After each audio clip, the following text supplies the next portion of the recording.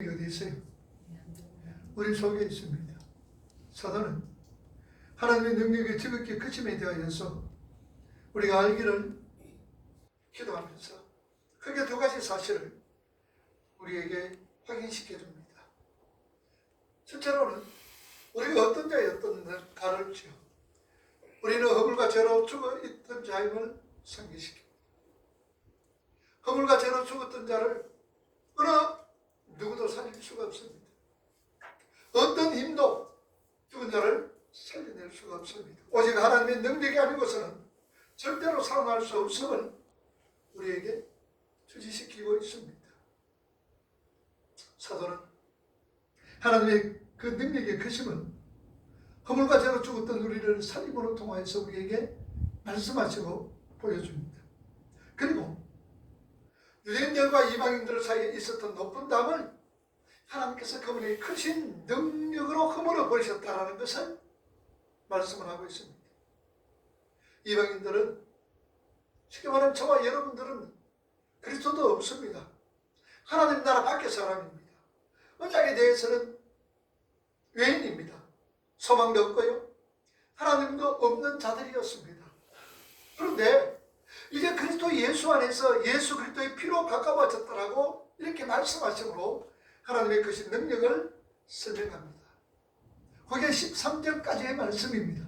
자, 그리고 14절 말씀으로 이어집니다. 자, 그런데 여러분들 14절 말씀 오늘 보세요. 뭐라 그럽니까? 그런이라는 말씀이 있습니다. 그런데 원문에 보면은 한 말자가 빠졌습니다. 가르란 헬라 말은 빠졌습니다.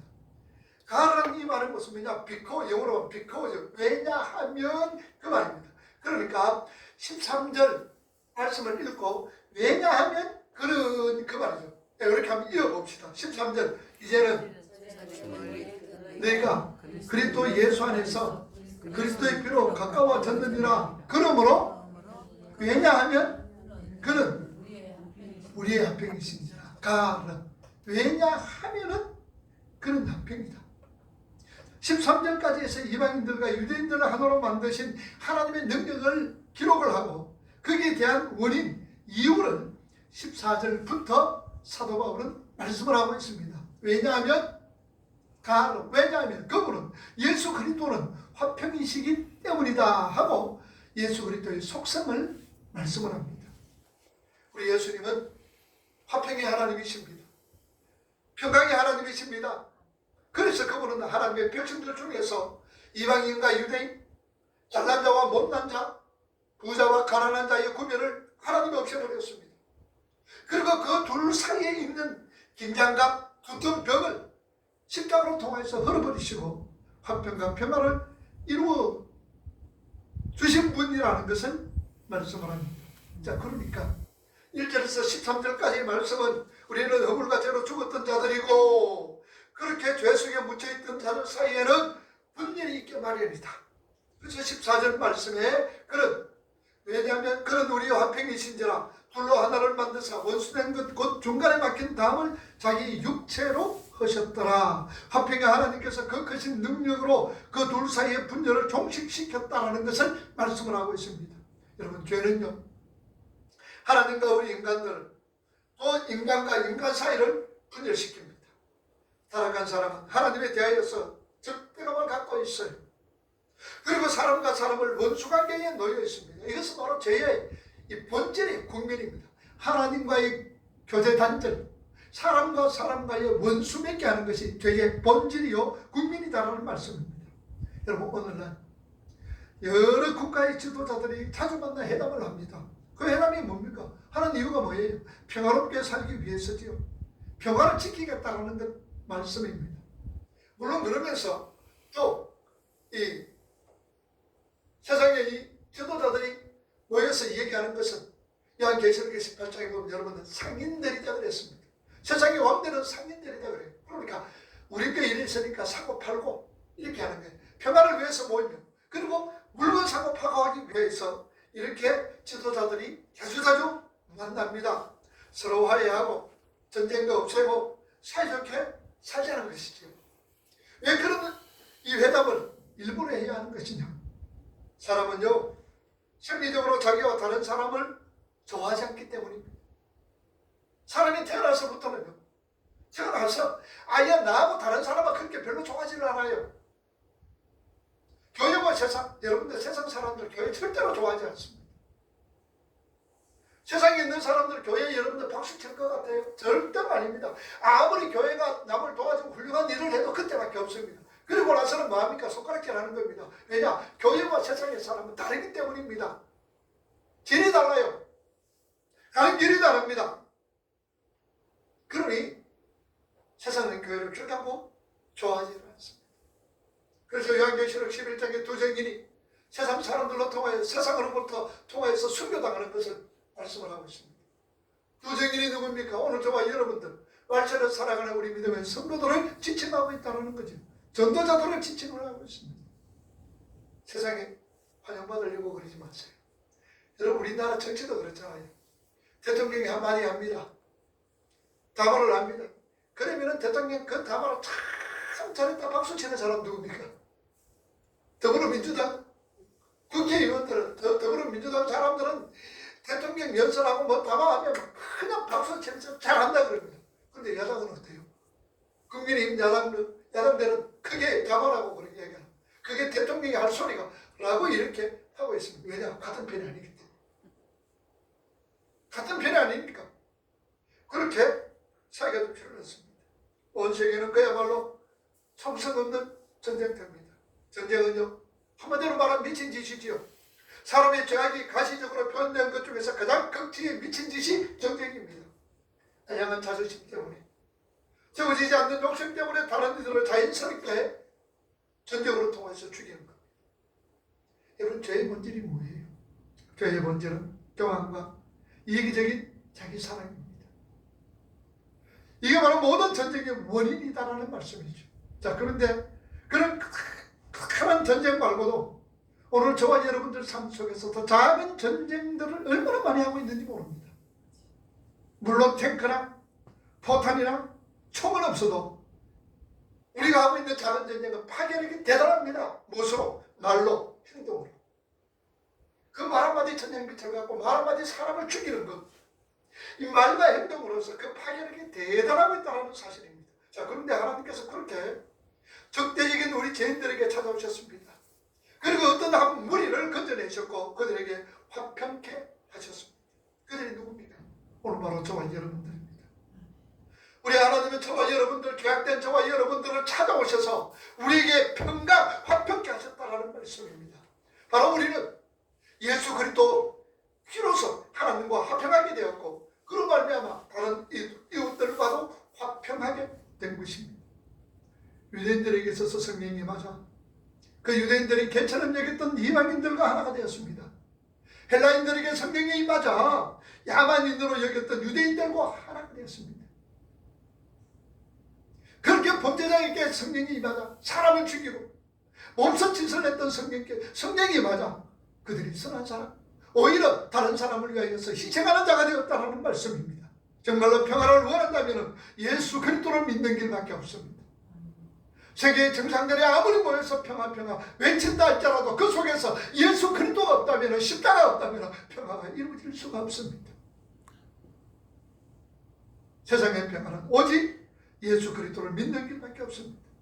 세계 정상들이 모여서 회담한다고 해서 평화 부르진다고 해서 세계 평화가 이루어지는 것 결코 아닙니다. 고집스럽고 독한 유대인들, 교만하고 이기적인 헬라인들을 변하게 만드신 하나님만이 평화를 줄 수가 있습니다. 우리 삶 속에서도 오늘 저와 여러분들의 삶과 세상 살아가면서 분쟁이 끊이지 않고 평화가 없는 분들, 내가 예수 믿는다고 말하면서 예수님은 나의 구주라고 고백하면서 내가 하나님의 자녀인 것을 그렇게 인정하면서 내 속에 평화가 없다면, 내 속에 화평이 없다면 우리 회개하셔야 됩니다. 회개하셔야 돼요. 내 속에 미움이 있습니다. 내 속에 질투가 있습니다. 내 속에 이렇게 원망과 불평이 있다면 예수 믿는다고 여러분들 회개하셔야 돼요. 그 예수 안에서, 그 예수님께서 우리 안에 계시는데 계속 분쟁이 있다면 뭐가 이상하지 않습니까? 오늘 우리 예수님 자체가 화평입니다. 예수님 자체가 평화입니다. 샬롬. 그런데 그 예수님 어디 계십니까? 말씀이 육신이 되어 우리 가운데 가셨다 그랬습니다. 스케노오, 우리 가운데 가신 거예요. 그런 예수님 모시고 살아가는 저와 여러분들이 문제가 일어난다면 그 뭔가 잘못되어가고 있다는 사실. 묘와 시기가 분림이 있다면 뭔가 잘못되어져 가고 있고 이상하다는 말씀입니다. 사도는 계속해서 말씀을 합니다. 화평이신 예수님께서 하나님의 백성들을 화평케 하시기 위하여서 그들 사이에 막힌 담을 허셨다라고 말씀을 합니다. 오늘 우리 본문 2장 14절과 15절 말씀 다시 한번 읽어봅시다. 2장 14절 그는 중간에 막힌 담을 자기 육체로 오시고 15절 계명의 율법을 폐하셨으니 이는 한 세 사람을 지어 화평하게 하셨더라. 우리 예수님이 육체로 담을 흘려버렸습니다. 유대인과 이방인들 사이에 막힌 담이 무엇입니까? 바로 율법입니다. 이방인들과 유대인들에게 막힌 담이 바로 율법입니다. 이 율법을 원수된 것이라고 표현을 하고 있습니다. 성경은 율법은 여러분 악한 것이 아닙니다. 율법은요 하나님의 성품이요. 이 율법을 하나님께서 우리에게 주신 것은 인간의 행복하게 또 기쁘게 살아갈 수 있는 최선의 삶의 원리가 율법은 우리에게 주어졌습니다. 그래서 이 율법을 지킴으로 통해서 너희들의 행복한 삶을 살아갈 수가 있고 613가지 이 율법을 지킴으로 통해서 너희들은 인간다운 삶을 살아갈 수가 있다고. 그래서 하나님께서 하나님의 성품인 율법을 우리에게 주셨습니다. 그런데 사람들은 죄로 인하여서 죄로 말미암아 율법을 지킬 수 있는 힘을 상실해버렸습니다. 율법을 지킬 수 있는 능력을 상실해버렸습니다. 그러니 오히려 그 율법이 우리에게 올무가 되었습니다. 지킬 수 없는 것이 되어보니까 오히려 여러분 신명기 8장 21절에서 15절 말씀 그리고 63절까지 말씀이 1절에서 15절까지는 복입니다. 지켜라 지켜라 지켜라 지키면 복받는다. 들어도 복받고 나가도 복받고 복받는다. 그러나 16절부터 시작해서는 전부 다 못 지키면 몇 절까지 60절 이상 저주받는다라고 얘기합니다. 오히려 율법이 하나님의 성품으로 인간의 행복과 인간의 기쁨을 우리에게 주기 위해서 율법을 주셨는데 죄로 말미암아 그 율법을 지킬 수 있는 이 능력이 상실됨으로 통하여서 오히려 율법이 우리에게 올무가 되었다는 말씀입니다. 하나님은 그런 사람들에게 율법을 주셔서 우리 힘으로 도저히 안 되겠구나, 우리에게 구원자가 필요하다는 것을 깨닫게 해주시려고 이 율법을 주셨습니다. 그런데 유대인들은 어떻습니까?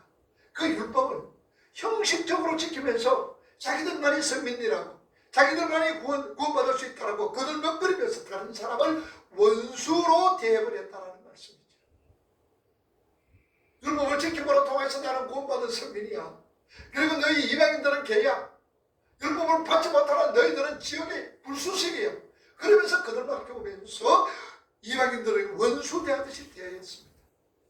그래서 화평이신 하나님 예수님께서 이 땅에 오셔서 자신이 제물이 되어주셔서 완전한 제사를 드리고 율법을 완전히 지킴으로 율법을 완성시켰습니다. 그러게 주님 말씀합니다. 내가 이 세상에 온 것은 율법을 폐하여 온 것이 아니라 율법을 완전히 이루기 위해서 왔다라고 말씀을 합니다. 그래서 예수님 십자가에서 내가 다 이루었다. 다 이루었다라고 테텔레스타이 죄에 대한 값은 모두가 갚았고 이제는 율법을 내가 완전히 이루었다. 완성시켰다라고 예수님이 십자가에서 선언하셨습니다. 그래서 이제 구원이 율법과 제사를 통해서가 아니라 예수 그리스도를 통해서 다른 이방인들에게도 오늘 저와 여러분들에게도 유효하게 만들으셨다는 말씀이죠. 둘 사이를 원수로 만들어버렸던 그 율법을 우리 예수님께서 십자가에서 몸으로 펴하셨을 뿐만 아니라 그들을 자기 안에서 한 세 사람으로 창조해버렸습니다. 그래서 여러분들을 오늘 저와 여러분들을 죄악된 여러분들을 예수 그리스도 안에 넣었습니다. 그리고 십자가에서 죽여버렸습니다. 예수님이 십자가에 죽을 때에 함께 오늘 저와 여러분들은 죽었습니다. 그리고 예수님이 부활하실 때에 저와 여러분들이 함께 부활하시고 예수님은 자기 안에서 우리를 모두가 그분의 안에 넣어서 새 사람으로 창조해버렸습니다. 그래서 에베소 2장 15절 다시 본문 말씀 한번 읽어보세요. 법정으로 된 계명의 율법을 폐하셨으니 이는 그들로 누구 안에서? 자기 안에서. 자기가 누구예요? 예수님 안에서 한 세 사람을 지어 화평하게 하셨더라 그랬습니다. 교회는요 화평케 하기 위해서 단순히 막힌 담만 흘러버리는 것 아닙니다. 예수 안에서 새 사람으로 창조되어졌다는 말씀입니다. 그래서 여러분들 교회는요, 흠으로 된 유대인과 이방인들이 모여있는 것이 아닙니다. 완전히 새로운 전혀 다른 사람들로 재창조된 사람들이 모여있는 곳이다 그 말입니다. 오늘 저와 여러분들은요, 예수 그리스도의 십자가로 통하여서 완전히 전혀 다른, 옛날과 전혀 다른 재창조된 사람들이다라는 사실이죠. 예수를 알기 전에는 어떤 사람은 부자로, 어떤 사람은 가난한 자로 살았습니다. 예수를 알기 전에는 어떤 사람은 잘난 사람으로 잘난 사람으로 대접을 받았고, 어떤 사람은 못난 사람으로 취급받기도 했습니다.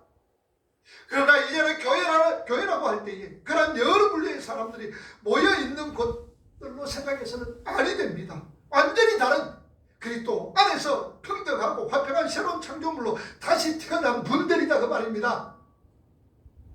그래서 옛날은 아무 소용이 없는 거예요. 그래서 교회는 이 차이가 없기에 화평이 가능한 거예요. 차별이 없기에 평화가 가능하다라는 말씀입니다. 만약에 여러분들 차이가 있다면은 그 차이 때문에 늘 질투합니다. 늘 미워합니다. 늘 시기합니다. 시기가 있기 마련이죠. 여러분 천국에 가서 여러분들 상 받는다. 천국에 가서 어떤 상 받으시려고요? 허리들 말씀 말합니다. 이렇게 하면 천국에 가서 너 상이 크기라. 너는 뭐라 그럽니까? 허리들 말하기는 너는 그냥 멜리가를 푸득푸득 하는 것은 너는 개털보다 썼더라. 여러분 그 차별 아닙니까? 그러면 천국에서도 그런 차별이 있다면은 그 천국에서도 시기하고 질투하고 미워함이 나온다면 그게 무슨 천국이냐 그 말입니다. 여러분 천국 하나님 우리에게 이미 상 주셨습니다. 예수 그리스도 안에서 새롭게 창조하셨잖아요. 재창조의 역사가 우리 삶 속에서 나타났잖아요. 내가 새롭게 지었습니다. 이게 하나님 우리에게 주시는 상이에요. 상이에요. 다른 거 받으려고 그러지 마세요. 천국에는 차별이 없습니다. 차별이 있으면 시기가 질투나죠. 그게 천국이 아닙니다. 벌써 하나님께서 이 세상에 살아가면서 여러분들 하나님께서 상 주시는 거예요. 하나님께서 우리에게 복 주셨느냐. 어떤 복이에요? 영생의 복을 주셨습니다. 시편 133편 3절에 하나님께서 복을 명하셨으니 영생이라고 그랬잖아요. 우리 영생입니다. 영원한 생명이 오늘 저와 여러분들은 복입니다. 상이 뭡니까? 하나님의 성품을 하나씩 주는 거예요. 그게 상이에요. 다시 한번 말씀드리죠. 어떤 환경을 만났습니다. 엄청나게 고통스러운 환경입니다. 예수 믿지 않는 사람은 그 환경과 여건으로 인해서 고통으로 인해서 자살하고 그냥 자기 몸을 갖다 희하면서 괴로워하다가 죽을 어떤 그런 환경입니다. 그런데 예수 믿는 사람은 그런 환경 만나도 기뻐합니다. 그런 환경 만나도 즐거워합니다. 그 환경 속에서 찬양합니다. 우리 입으로 됩니까? 안 되지요. 누가 주신 거예요? 하나님 우리에게 주시는 선물인 거예요. 기쁨을 선물하는 거예요. 감사를 선물하는 거예요. 찬양을 선물하고 있단 말입니다. 우리에게 주시는 거 그게 상이에요. 그래서 세상 사람들을 괴로워하고 가슴을 치면서 힘도 해야 되지만 우리는 그 환경 속에서도 기뻐합니다. 그 환경 속에서도 즐거워합니다. 그 환경 속에서도 그 환경을 이길 수 있는 능력을 하나님 우리에게 선물로 또한 상으로 우리에게 허락하셨다는 사실입니다. 이게 얼마나 복이냐는 얘기죠. 이게 복입니다. 우리 성도는요, 어디서부터 왔느냐가 중요한 것 아니에요. 지금 어디로 가고 있느냐가 중요한 거예요. 그럼 우리가 어디서부터 왔느냐? 너는 세상에 살아가면서 부한 자로서 왔느냐? 아니면 가난한 자로 왔느냐? 잘난 사람으로 왔느냐? 못난 사람으로 왔느냐? 그거 중요한 거 아니다라는 얘기. 지금부터 어디로 가느냐? 여러분 지금부터 어디로 갑니까? 어디로 가고 있어요? 천국으로 가는 거예요. 그게 중요한 거예요. 어디서 왔느냐가 중요한 건 아닙니다. 어디로 가느냐가 중요한 겁니다. 이제는 어디로부터 나와 옛 사람은 없어졌고 어디로 가고 있는 새 사람만 교회에 존재하는 거예요. 우리가 영혼을 향해 가고 있느냐, 그리스도 안에 있느냐가 중요하지. 옛날에 집에 금송아지 있느냐 없느냐 그거 아무 문제가 아니에요. 우리 집에 금송아지 옛날에 그냥 금송아지 그냥 수십 개 수백 개 있었는데 못합니까? 아무 소용없는 거예요. 그런데 이 교회라는 공동체 안에서 자꾸 이 사실을 놓치고 있다는 얘기예요. 옛날에 자꾸 해석을 하는 거예요. 내가 옛날에 어떻게 살았는데, 내가 옛날에 어떤 대접을 받았는데, 이것만 자꾸 생각하고 있단 말입니다. 그러니까 그거 생각하면 화병이 끼어지는 거예요. 화평이 깨지는 겁니다. 초대교회 때부터요. 그러한 예들이 얼마나 있습니까? 교회 안에 출신에 따른 파벌이 있었잖아요. 사도행전 6장 1절 보세요. 사도행전 6장 1절. 사도행전 6장 1절 읽어보세요. 그때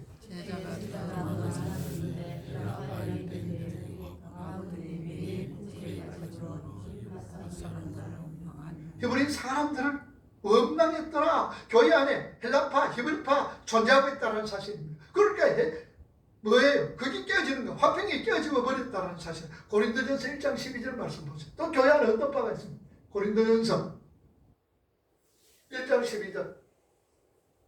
자, 읽어봅니다.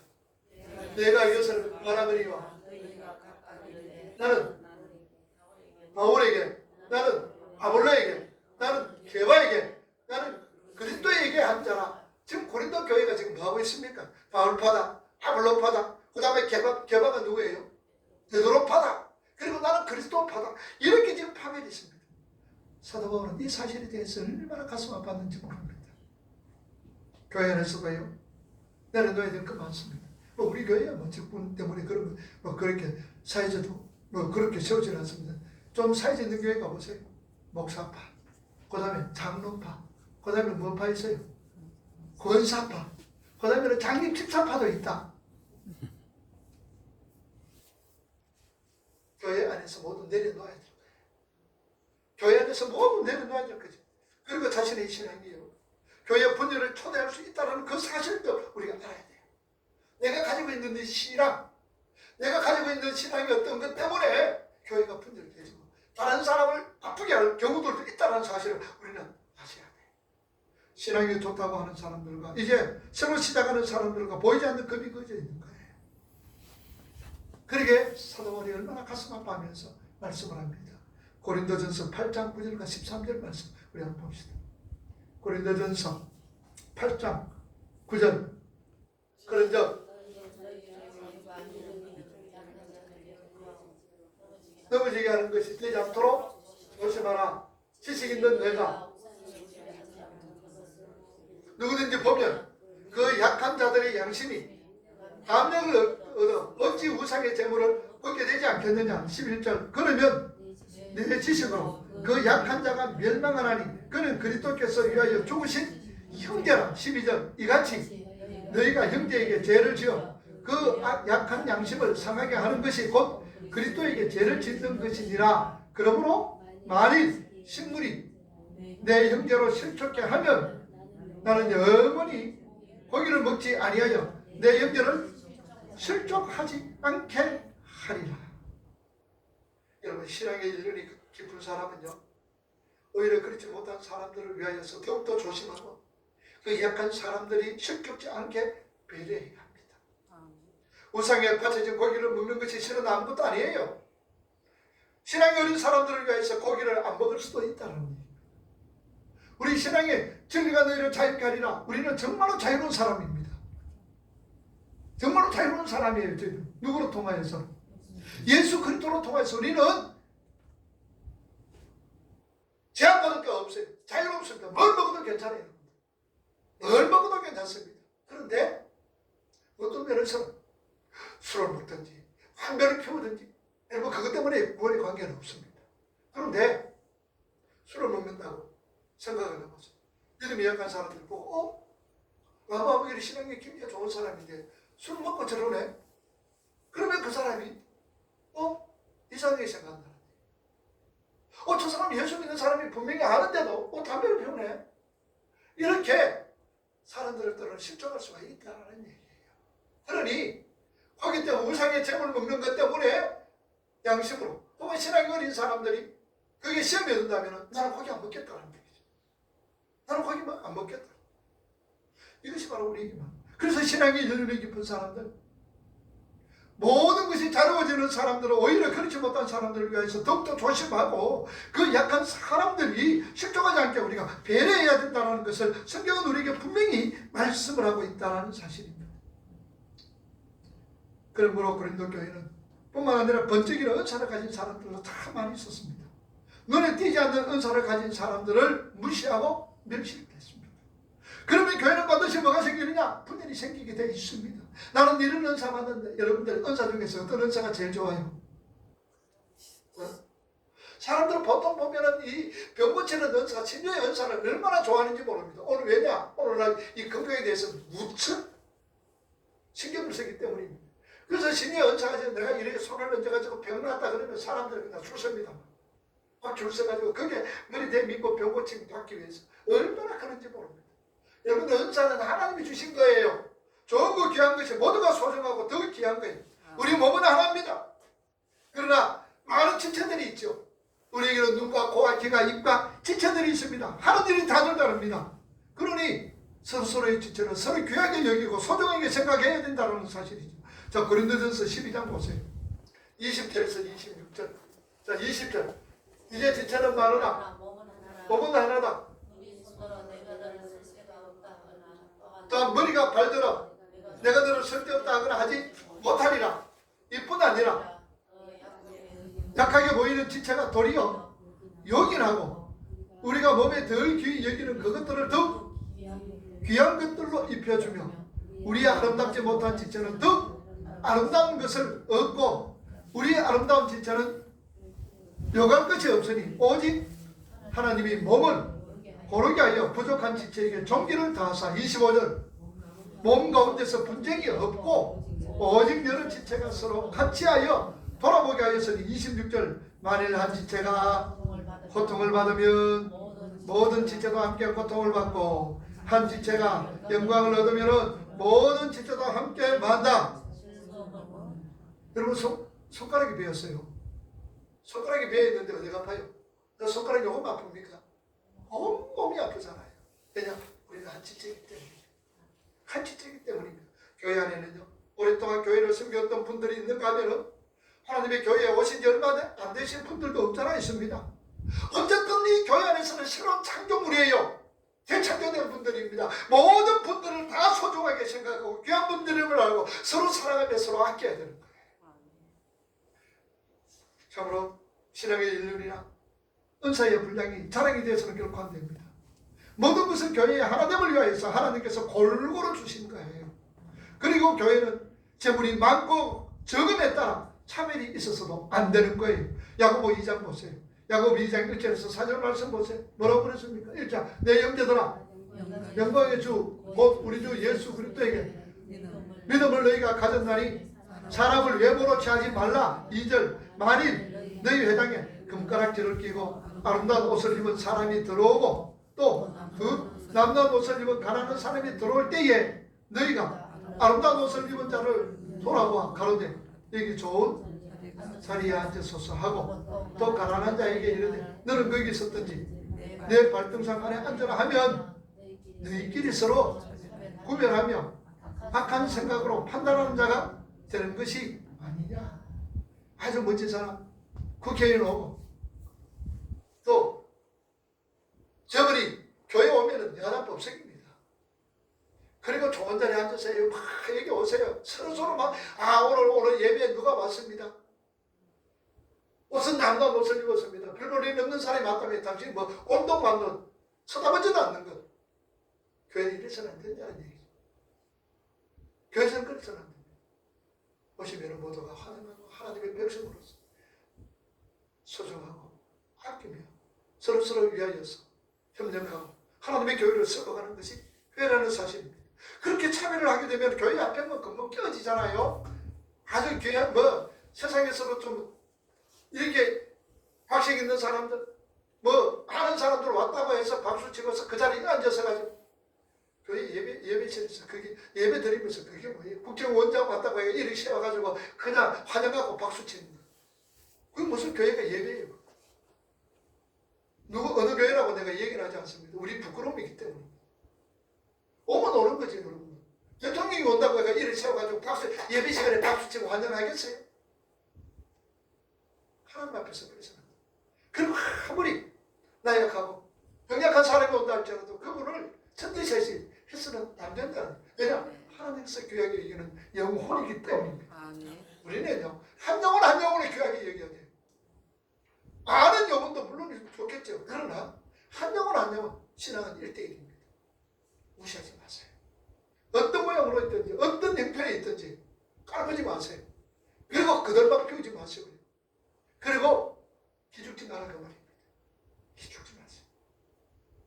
이렇게 교회는 파멸이 있어서는 안 됩니다. 과거의 신분에 따라서 차별이 일어나는 것도 안 되죠. 빈부로 사람을 나누어서도 결코 안 됩니다. 신앙의 일륜도 직분도 교회를 나누지 못합니다. 왜냐하면 우리는 이제 화평이신 그리스도 안에서 새로운 창조물이 된 자들이기 때문입니다. 그 화평이신 예수님께서 먼데 있는 이방인들, 주님을 알지 못하는 오늘 저와 여러분들에게 가까이 있는 유대인들에게 평안을 전하셨기 때문입니다. 오늘 본문 말씀 에베소 2장 17절 말씀 한번 보세요. 오늘 2장 17절 말씀 본문에 시작. 또 오셔서 먼데 있는 너희에게 평안을 전하시고. 자, 먼데 있는 너희에게는 누굽니까? 먼데 있는 너희들, 우리들, 예수를 밖에 있는 사람들, 가까이 있는 자들은 누굽니까? 유대인들. 유대인들에게 뭘 전하셨다? 평안을 전하셨다. 먼데 있는 이방인들에게도 평안을 전하셨고 가까이 있는 유대인들에게 우리 예수님의 평안을 전하셨다는 사실입니다. 왜냐? 이방인들과 유대인들이 평안이 필요하다는 것은 뭡니까? 둘 다 죄인이다라는 얘기입니다. 둘 다 죄인이다라는 얘기죠. 이 구절은요, 이사야 57장을 인용한 구절입니다. 이사야 57장 19절에서 21절 말씀 보세요. 이사야 57장 19절 시작. 입술에 열매를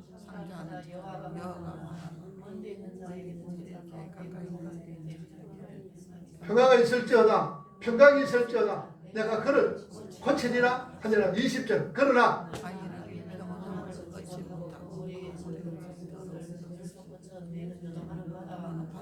21절. 내 하나님 말씀에 악인에게는 뭐가 없다? 여러분, 악인이 누구예요? 죄 짓는 사람? 사람 때려 죽인 사람? 악인은 예수 믿지 않는 사람이에요. 하나님 모르는 사람이에요. 그 사람에게 뭐가 없다? 평강이 없다. 그럼 바꾸고 말하면 예수 안에 있는 사람은 뭐가 있다? 평강이 있다. 근데 여러분 마음 편안합니까? 마음속에 원망 불평 없습니까? 시기 줄 때 없어요? 그 뭐냐? 우리 죄성 때문에 그렇지. 그래서 그거 해결하라고 말입니다. 그래서 해결하는 거예요. 우리 예수 그리스도는 이 약속의 성취입니다. 평강 주시기 위해서 왔습니다. 그래서 십자가에서 예수님께서 돌아가시고 부활하신 다음에 제자들에게 나타나셔서 뭐라고 그랬습니까? 평안을 지어다. 평강, 샬롬 그랬습니다. 샬롬, 평강, 내게 평강이 있을지어다라고 얘기합니다. 그러나 악인들의 마음속에 주님을 알지 못하는 자에게 평강이 없습니다. 마치 요동하는 바다와 같다라고 성경은 말씀을 합니다. 여러분, 바다가 요동한다. 왜 파도가 일어나고 있죠? 왜 물물과 샘물, 간조와 난조가 있습니까? 그 원인은 뭐예요? 첫째로 달인 거예요. 끌어당기는 달 때문에. 그리고 다른 원인은요, 반대편의 지구의 중심에서 끌어당기는, 반대편의 지구의 중심에서 끌어당기는 힘입니다. 이 두 힘의 달의 힘과 반대편에 있는 지구를 끌어당기는 그 힘, 이거로 인해서 바다가 가만히 있지는 않습니다. 우리 죄인들의 마음속에서도 그래요. 그들을 끌어당기는 두 힘이 있습니다. 오늘 우리를 끌어당기는 두 힘이 있어요. 첫째는 양심. 양심. 이 양심은 뭡니까? 우리 안에 헛적처럼 남아있는 하나님의 형상입니다. 그 양심. 율법이 주어지기 전에 우리에게 양심이 있어요. 그리고 뭐냐? 우리를 장악하다시피 하고 있는 죄의 세력. 요 둘 세력이 우리 속에 있습니다. 그래서 사람들은 평강이 없는 거예요. 양심과 죄의 세력이 막 싸우는 거예요. 지금 쉽게 말하면 우리는 옛 사람과 새 사람인 거예요. 성경에 붙들린 새 사람, 옛날의 습성, 이게 둘이 막 싸우니까 평강이 없는 거예요. 늘 불안에 쫓기고 그런 삶을 살아갑니다. 그러나 그러한 죄인들 중에 어떤 사람에게 하나님께서 화평이신 주님이 찾아오셔서 평안을 선물로 주셨습니다. 우리를 끌어당기는 다른 세력인 죄의 세력을 처참하게 죽여버리시고 우리에게 평안을 선물 주셨습니다. 자, 그런데 우리는 자꾸 속고 있어요. 주님이 우리에게 평강 주셨는데 자꾸 속고 있는 거예요. 이 죽을 몸, 히브리 말로 사륵스라고 해요. 이 죽을 몸이 남아있기 때문입니다. 옛 사람이 남아있기 때문입니다. 그래서 우리는 자꾸 우리 옛 습관, 옛 행실을 죽여가야 합니다. 그리고 그리스도 안에서 새로 태어난 우리의 새 신분을 명확하게 알아감으로 통하여서 그 요동하는 바다와 같은 속임수에서 우리가 벗어나고 비로소 평강을 찾을 수가 있다. 그 말. 사도 바울은 이제 그의 진술이 클라이막스로 우리를 참 인도하고 있습니다. 오늘 2장 18절 말씀 읽어보세요. 2장 18절 말씀 읽어봅니다. 시작. 이는 그로 말미암아 우리 둘이 한 성령 안에서 아버지께 나아가며 얻게 하려 하십니다. 자, 우리를 어디로? 우리 둘이 한 성령 안에서 아버지께 나아가면 얻게 했다. 지금까지 말씀드린 그 모든 것이 어떻게 결론으로 맺어집니까? 그 모든 것은요, 우리가 하나님의 백성들을 누구에게로 나가기 위해서? 아버지께. 하나님께로 나아갈 수 있게 만들었다라는 말씀입니다. 다시 말하면 우리가 지성소에 계시는 하나님께 언제든지 들어갈 수가 있게 되었다라는 말씀이죠. 지성소는 누가 들어갑니까? 대제사장이 1년에 한 차례씩 들어갑니다. 모든 백성, 자기 죄뿐만 아니라 모든 백성들의 죄를 대신 짊어지고 지성소에 들어가서 하나님 앞에 고백을 합니다. 그런데 우리가 이제는 뭡니까? 언제든지 우리가 대제사장이 되어서 하나님께로 나아갈 수가 있다라는 얘기예요. 뿐만 아니라 들어간 정도가 아닙니다. 우리 자신이 하나님의 거하시는 지성소가 되었다는 말씀이죠. 내가 지성소가 된 거예요. 성령이 거하는 전이 된 거예요. 하나님이 계시는 전이 된 거예요. 그래서 고린도전서 3장 16절에 뭐라 그럽니까? 너희들은 하나님이 성령이 거하시는 성전인 줄 너 알지 못하느냐? 너 성전이야 라고 얘기하는 거예요. 바로 지성소 되었습니다. 이 말은요, 언제든지 우리는 하나님께 나가서 기도할 수 있는 자가 되었다는 얘기예요. 하나님께 무시로 나가서 하나님께 기도하는 자가 되었다는 것, 이거 엄청난 사실이잖아요. 엄청난 사실입니다. 예수 그리스도로 말미암아 하나님께서 우리에게 행하신 모든 일의 그 정점, 클라이막스는 무엇이냐? 바로 기도다라는 얘기예요. 기도. 그런데 우리는 기도에 대해서 굉장히 오해를 하고 있어요. 오해를 하고 있어요. 그래서 예수 그리스도로 말미암아 하나님께서 우리에게 행하신 모든 일이 클라이막스 정점은 기도다. 그래서 다음 시간에, 다음 주일날 우리 기도에 대해서 여러분들이 오해하고 있는 이 기도에 대해서 우리 자세하게 말씀으로 통해서 살펴볼 수 있기를 바랍니다. 결론입니다. 예수 그리스도께서 십자가로 통해서 우리에게 장벽을 무너뜨렸습니다. 그리고 우리를 하나 되게 하셨습니다. 하나님의 백성으로 되게 하셨습니다. 오늘 저와 여러분, 우리 믿음의 성도들, 네가 어디서 왔느냐가 중요한 건 아닙니다. 이제까지 어떻게 했더라도 지금부터 네가 어디로 가느냐, 어디로 가느냐가 중요한 것인 것 같고, 목적 잃어버리지 마시고 헤매지 마시고, 우리가 가는 길은 어디서 왔든지 상관하지 마세요. 어떤 모습으로 살았든지 상관하지 마세요. 이제부터 천국을 목표로, 천국을 목표로 하나님께서 이끄심 따라서 잘 이끌림 받을 수 있는 오늘 저와 여러분이 되기를 주님의 이름으로 축복을 합니다. 기도합시다. 오늘 우리 주신 말씀 생각하시면서